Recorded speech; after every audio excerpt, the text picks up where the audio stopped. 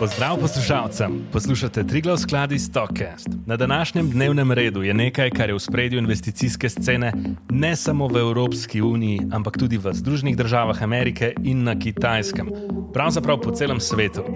Govorimo o trajnosti in odgovornem investiranju. Na agendi imamo vrsto vprašanj in težav, ki se pojavljajo na področju trajnosti, od evropske zakonodaje in subvencij do najnovejših okoljskih prizadevanj v Združenih državah Amerike in na Kitajskem. Današnji gost pa je višji upravljalec na področju individualnega upravljanja premoženja, Radivoj Pregl. Lepo pozdravljen, Radivoj. Radivoj, lepo pozdravljen. Pozdravljeni še z moje strani. Kako bi lahko na enostaven način razložil, kaj je odgovorno investiranje, Radivoj? Na enostaven način lahko povemo, da pri vsakem investiranju, pri vsakem nakupu obveznice, delnice, sabo pritegne tudi negativne vplive na okolje, na družbo. Vsako podjetje, mogoče država, ima neke negativne izpuste, negativne vplive na okolje in pri samem investiranju, če hočemo, da je to odgovorno, je potrebno tudi to imeti v mislih. Se pravi, se treba zavedati, da vsaka investicija sabo ne prineše samo donosnosti, ampak da vpliva tudi eksterno na okolje, na družbo. Torej, misliš, da te negativni vplivi poslovanja podjetja, te negativne eksternalije niso vračunane v ceno, a pričakuješ, da mogoče v prihodnje bojo? Ja, res je. Pri nekaterih finančnih inštrumentih so bolj že upoštevane, pri nekaterih manj. Potrebno je še veliko postoriti, da se bodo tudi ta tveganja, ki prihajajo iz okoljskih, družbenih, upravljalskih dejavnikov, upoštevala. Zato je zelo pomembno, da se pri investiranju upošteva vse to, da tudi pri ocenjevanju, koliko je nek finančni inštrument vreden trenutno, se upošteva tudi te prihodnje dejavnike, ki bojo odločilno vplivali na samo poslovanje in nenazadnje tudi na ustvarjanje dobička, ki ga posamezen subjekt bo prikazal. Ja, dobro, da si omenil tudi pozitivno plat te zgodbe. Saj ne govorimo samo o tveganju, govorimo tudi o priložnostih, ki se pojavljajo zaradi okoljskih in družbenih problematik, ki jih tako ali drugače moramo nasloviti, kar pomeni, da bo prihajalo do določenih sprememb, da bo prihajalo do določenih investicij in posledično tudi do zanimivih investicijskih priložnosti. Res je, kar si povedal. Zelo veliko je tudi priložnosti, ni sam tukaj tveganja pa negativne stvari. Podjetja imajo možnost, da naslovijo trajnostna tveganja, da naslovijo klimatske spremembe, ki se dogajajo, s tem, da investirajo v tej smeri, da se pripravijo in kaj lahko naredijo. S tem povečajo prihodke, in zmanjšajo na drugi strani stroške ali pa optimizirajo stroške ali pa se izognejo kakšni kazni. Pod črto je zato za vlagatelje pozitivno, to pomeni, da ustvarijo višje donose. Kakšno vlogo pa imajo pri tem države? Saj je približno razumljivo, po mojem, za poslušalce, da so podjetja odvisna od držav na različne načine, zakonodaja, tudi stranke konec koncev so občutljive na državne politike. Ampak vseeno, kakšen je tvoj pogled? Kakšna je vloga konkretno pri tem vprašanju? Torej, okolje, družba, kakšna je vloga držav? Jaz mislim, da vloga držav je ključna. Države so tiste, ki postavijo okvir delovanja vseh subjektov, se pravi podjetij, organizacij. Potrebno je jasno postaviti te okvirje, še posebej pa potrebno jasno povedati tudi, katere stvari so trajnostne, katere so malo manj trajnostne in katere škodijo.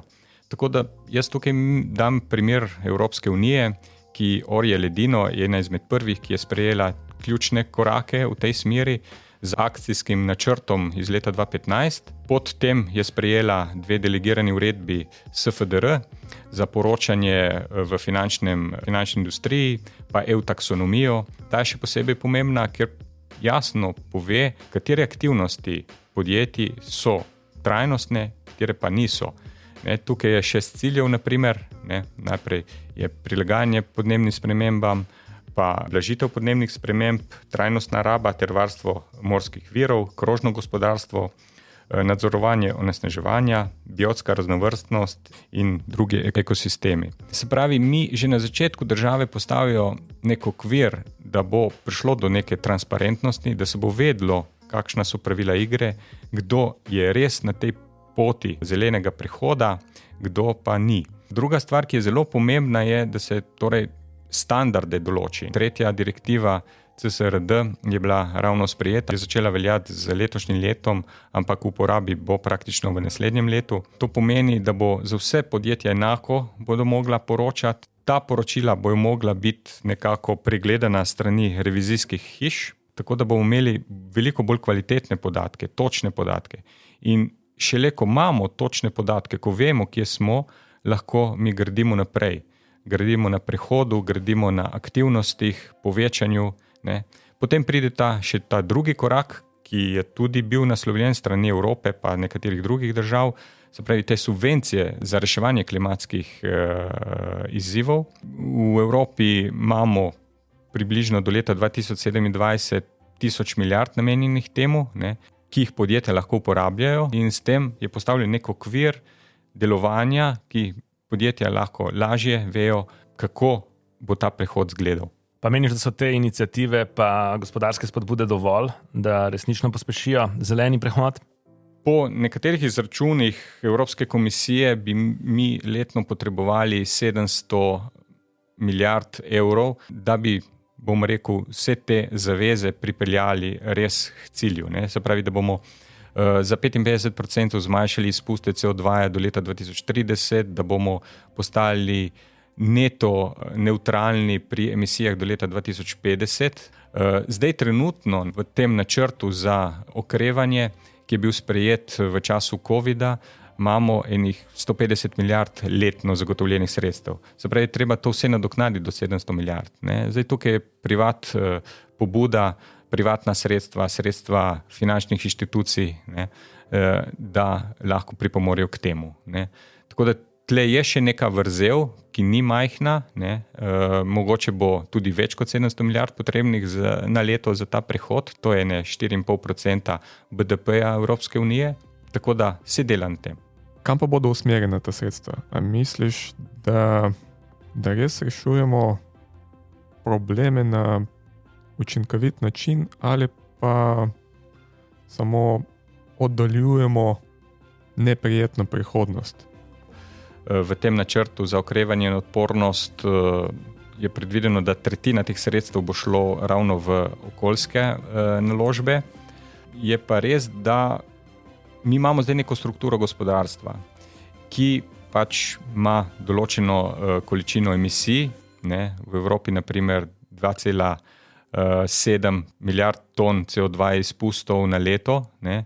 To je sicer, bom rekel, 10% izpustov celotnega sveta, ampak ja, ali gremo v pravi smeri ali ne. Jaz mislim, da niso samo neka nova podjetja, neka start-up podjetja, ki lahko rešujejo to situacijo, da morajo tudi stara podjetja se prilagoditi, še posebej tista, ki onesnažujejo.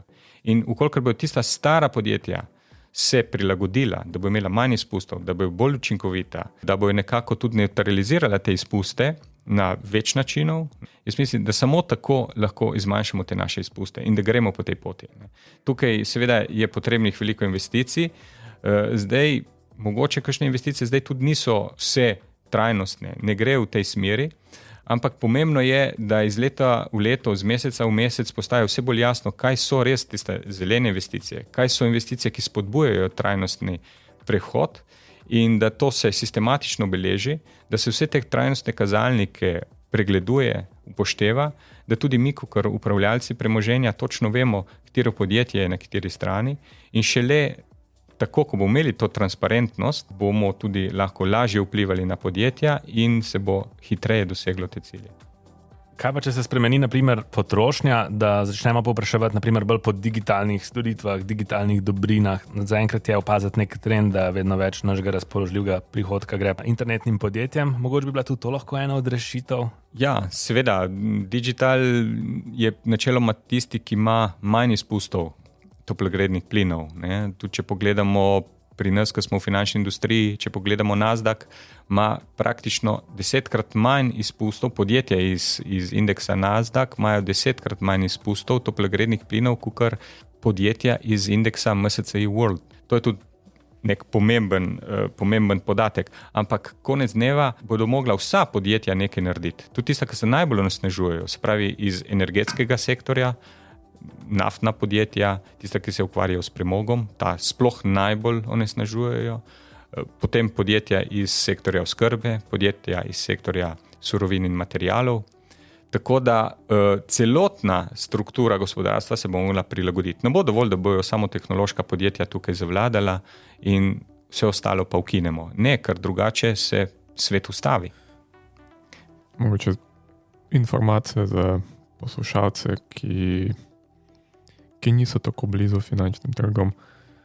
Indeks Nasdaq vključuje visokotehnološka podjetja, medtem ko MSCI World vključuje podjetje iz različnih sektorjev, med drugim tudi visokotehnoloških, ampak ne samo ta podjetje. Tako da tukaj govorimo o razliki med visoko tehnologijo in nekoliko bolj uravnoteženo strukturo, ki nekoliko bolj realno odraža tudi strukturo svetovnega gospodarstva s poudarkom predvsem na razvitih državah.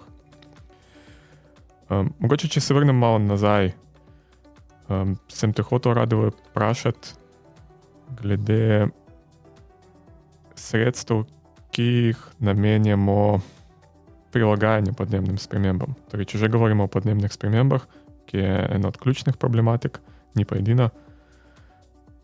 Problem je v tem, da veliko sredstev se usmerja predvsem projekte, ideje, ki so namenjene zniževanju emisij, kar je seveda nujno potrebno. Ampak dejstvo je, da podnebne spremembe so odraz akumuliranih sprememb, ki so se zgodili v preteklosti. Torej, emisije toplogrednih plinov so se nabirali v ozračju več desetletij. In tudi, če bomo zdaj, v tem trenutku, zmanjšali emisije na nič, podnebne spremembe se bodo še vedno nadaljevali, zaradi tega, ker enostavno se to nadaljuje. Nekako nas preteklost dehiteva. In te cilje, ki jih imamo zastavljene, a jih sploh lahko dosežemo brez tega, da investiramo tudi v prilagajanje. Kakšno je tvoje mnenje? Mogoče bi morali reči, svet bo manj prijazen za nas. In tudi temu je treba nameniti pozornost. Nažalost, poznamo, kaj se je zgodilo pred kratkim v Sloveniji. Poplave, verjetno v prihodnosti bo ekstremnih vremenskih pojavov več. In to problematiko lahko naslovimo z investicijami, ki pa mogoče ne spadajo na prvi pogled med okoljsko naravnane, okolju prijazne. Tukaj ne gre za investicije v proizvajalce električnih baterij ali pa električnih avtomobilov. Tukaj gre za prilagoditev našega vsakdanjega življenja. Kakšno je tvoje mnenje? Bi morali več investirati? Ja? Bi morali spremeniti naše razmišljanje? Praktično res je, kar si povedal, da mi smo nekoliko pozni pri reševanju te problematike in da tudi to, kar delamo zdaj, je v bistvu premalo. Zato sem jaz že prej povedal cifre za Evropsko unijo, 700 milijard, damo pa 150, ne, tukaj že kar zaostajamo. Ne, se pravi, mi moramo zelo močno pospešiti te investicije. Tudi naj povem, res je, tudi če zdaj pridemo na neto ničte emisije, kakor je cilj leta 2050, bo še zmeraj čutiti te podnebne spremembe, zato ker ta CO2 v ozračju se je akumuliral. Zdaj vemo, da imamo 420 delcev CO2 na milijon skupnih delcev, da to je bilo v preteklosti pred industrijsko dobo tam 250, ne. Se pravi, to se je že zelo zvišalo in v preteklosti, v zgodovini Zemlje pred več milijoni let, taka količina je pomenila, da so bile temperature vsaj 5 stopinj više. Ne samo 1,5 stopinje ali pa 2, kot zdaj govorimo, ampak konkretno više. Ampak pomembna je ena točka, ne, da ta stvar se je dogajala v nekem razponu več 100 tisoč let.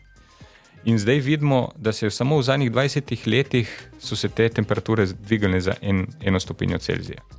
Ne, to pomeni, da tudi če mi pridemo zdaj na neke neto ničte emisije, da verjetno bo ta efekt segrevanja in podnebnih sprememb še trajal naprej.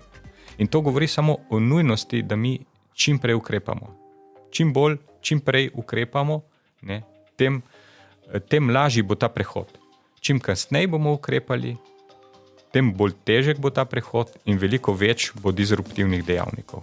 Takih disruptivnih dejavnikov, kot so bili letos v Sloveniji ali pa lani. Se pravi, lanske zelo velike suše, večmesečne, celo polletne suše, ne, letos ekstremne poplave, toča, res veliko negativnih stvari.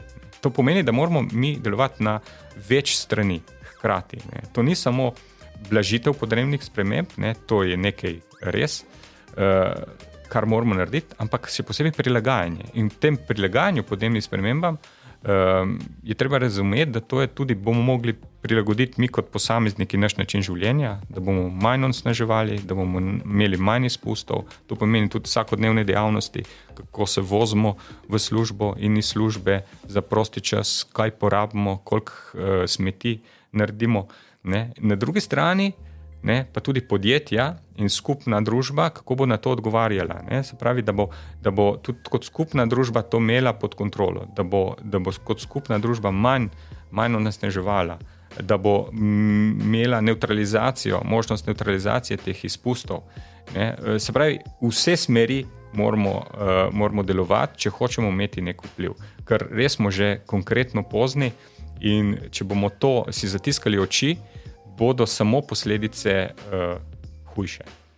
Kaj se pa dogaja na trgih v razvoju pa v ZDA, ko se oni lotevajo spopadanja z podnebnimi spremembami? Ja, tukaj je treba povedati, da Združene države Amerike so lani sprejeli ta Inflation Reduction Act, ne, sicer ime pomeni, da akt za zmanjšanje inflacije, ki pa vsebuje tudi slabih $800 milijard sredstev za boj proti podnebnim spremembam.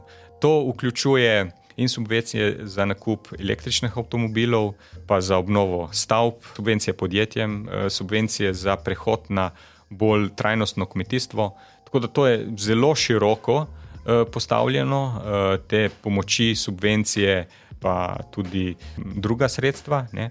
Niso pa še šli tako daleč kot Evropa. Ne. Evropa ima, kot sem že prej omenil, te delegirane uredbe, ki jasno klasificira te dejavnosti.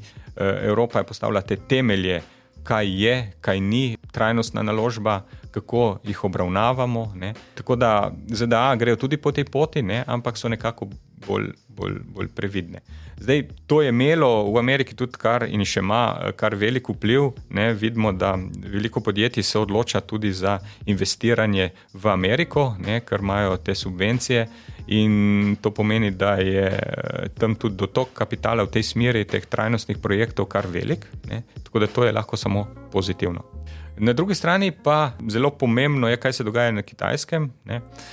Kitajska tudi zelo dosti vlaga v zeleni prehod. Bom rekel, da tudi oni imajo največ električnih avtomobilov, absolutno gledano, pa tudi vsi ti projekti so zelo trajnostno naravnani, ampak Kitajska kot Kitajska je velika, ne? In potrebno je povedati, da Kitajska je ravno tista, ki najbolj onesnažuje.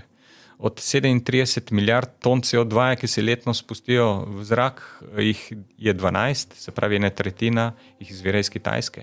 5 jih iz Amerike in samo 2,7 iz Evrope. Sam to so izvožene emisije, ker smo predstavili tja proizvodnjo, zdaj oni več onesnažujejo, zato da imamo mi pol dobrine lepo na policah. Ne? Res je, to je treba povedati, ne, da v bistvu najbolj umazana industrija se v preteklih desetletjih selila na Kitajsko. Ne? In te stvari se ne proizvajajo več v Evropi, v Ameriki, ampak mi uvozimo njihove dobrine, ne? Ki seveda za proizvodnjo teh dobrin je potrebno tudi onesnaževanje. Ne? Se pravi, 40% teh emisij ne bi lahko pripisali zahodnemu svetu, ne? Evropi in Ameriki. Ne? Ampak še zmeraj, ne? Če tudi teh 40 jih pripišemo Evropi in Ameriki, jih ostane 60. Ne? To pomeni 7 milijard ton letno. Ne? In to je potrebno nasloviti. Samo v zadnjih 10 letih je Kitajska povečala emisije za 3 milijarde ton. To pa je skoraj 10% vseh emisij. In če tega ne bo Kitajska še bolj odločno naslovila, ne, bo težava za cel svet, ne samo za Kitajsko. Zdaj pa bom jaz v vlogi hudičevega odvetnika, pa te bom vprašal, a smo res pozicije moralno gledano, da zahtevamo od držav razvoja, da znižuje emisije. Prej sem omenjal akumulirane emisije. Združene države Amerike, Velika Britanija, druge razvite evropske države so potrebovali 150 let, da so prišli v to fazo, ko lahko poslujejo nekoliko drugače. Ampak pri tem pa so gradili jeklarne, pri tem pa so gradili infrastrukturo, imeli so tovarne in so onesnaževali. Toplogredni plini so se nabirali, države pa so se razvijale. Zdaj pa smo v taki situaciji, da moramo reševati to, kar se je zgodilo v preteklosti, ne smemo nekako pozabljati na to, kar se dogaja zdaj in to, kar se bo zgodilo v prihodnosti, ampak vseeno v državah razvoja živi večina svetovnega prebivalstva. To so revne države, ki pogosto nimajo razvite infrastrukture in zdaj mi, ko živimo v razvitih državah, zahtevamo od teh držav, da znižuje emisije, kar mogoče tudi pomeni, da se morate države odpovedati gospodarskemu razvoju. Kako lahko rešimo to težavo, ta problem, ker obstajajo direktne povezave med podnebnimi spremembami, družbeno neenakostjo. Kako najti to ravnotežje, da po eni strani izboljšamo kakovost življenja prebivalstva Indije, na primer, po drugi strani pa ne pripeljamo svet do te meje, da bo življenje, kako bi rekel, izjemno težko zaradi podnebnih težav. Jaz mislim, da ne gre drugače na koncu koncev, da bodo razvite države mogle sprejeti odgovornost v svoje roke. Tudi to, kar so počele, onesnaževale vsa ta desetletja ali pa tudi stoletja in bojo absolutno mogle pomagati, sploh najbolj revnim državam. Jaz mislim, da to bo moglo se zgoditi. Vemo, da tudi okoljskih zavezah, ki so bile v preteklosti v zadnjih 10 letih obljubljene trgom razvoju, razvite države, Evropa, Amerika se niso držale, ne? Tudi tistih 100 milijard obljubljenih, naprimer, še tistega niso vplačale, ne? Tukaj pa govorimo o dosti višjih potrebnih sredstvih, ne? Tako za zmanjšanje onesnaževanja, kakor za njihov razvoj. Tako da jaz mislim, da mimo tega ne bo šlo, da bojo tukaj ključno vlogo mogli odigrati Evropa in Amerika na eni strani, ampak tudi Kitajska na drugi, kot sploh največji onesnaževalec. Ne. Moramo vedeti, da na koncu vsej afriške države zelo malo res onesnažujejo. Ne. One prispevajo niti 3% k svetovnemu BDP-ju. Ne. In tudi njihovo onesnaževanje je veliko nižje, tudi glede na BDP v tem trenutku. Ne. Tako da tukaj verjetno postoriti bo treba manj, ne.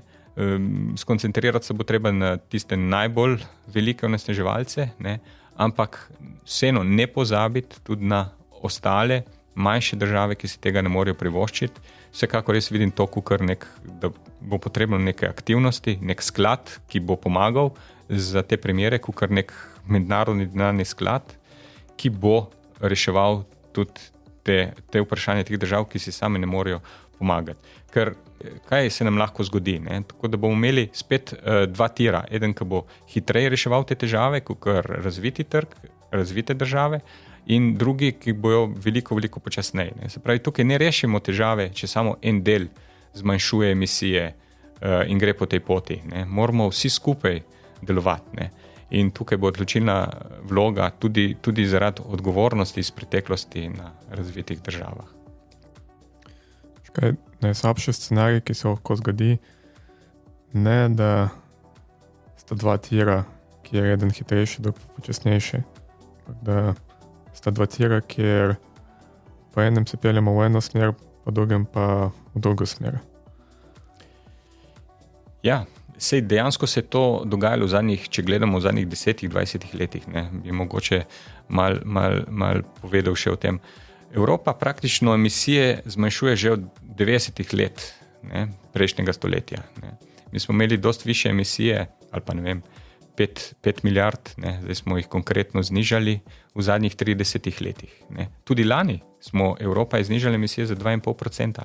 Ne. Amerika, če pogledamo, jih znižuje od leta 2007, ne, po veliki finančni krizi. Sicer lani jih je povečala za 1%, ne, ampak trend se znižuje. Tudi oni so jih v zadnjih 15 letih znižali in trend je viden. In če bomo tako nadaljevali, se bo to zniževalo. Kaj se dogaja pa pri, naprimer, Kitajski, ki je res zdaj največja onesnaževalka? Oni so skokovito v zadnjih 20-30 letih povečali te emisije. Ne? In to sta dva zelo velika divergentna pojava. Ne samo, da so Kitajci več emitirali, ampak so konkretno več, kot sta Evropa in Amerika zmanjšali emisije. Ne? In če se bo to nadaljevalo, ne, tudi zaradi potreb gospodarskega razvoja teh držav, kot si omenil, Aleksandar, ne, potem nismo praktično mi nič dosegli. Ne. Te skupne emisije, ne, kakorkoli, so se v zadnjih letih povečevali. Ne. In to je treba gledati celovito. To pa je izredno težko na svetovni ravni doseči. Ampak jaz mislim, da to bo nuja nasloviti in da bo, ne nazadnje, če pogledamo nazaj, mi smo imeli zdaj pandemijo koronavirusa, ne, in nekako zdaj minilo že praktično dobre 3 leta. Ne. In to je bilo rešeno uspešno. Ne. Smo imeli veliko izzivov, ampak smo jih rešili. Na podoben način bomo mogli tudi s tem se spopasti, bolj korenito, in verjamem, da se lahko tukaj učinkovito zoperstavimo.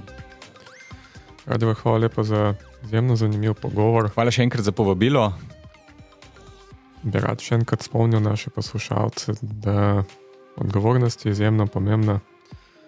Smo odgovorni do samih sebe, do ljudi, ki so okrog nas.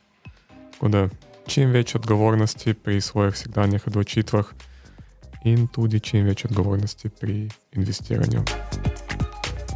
Podcast, ki ste ga poslušali, je informativne narave in ne predstavlja investicijskega svetovanja oziroma naložbenega priporočila. Je splošne narave in ne more upoštevati posameznih potreb poslušalcev.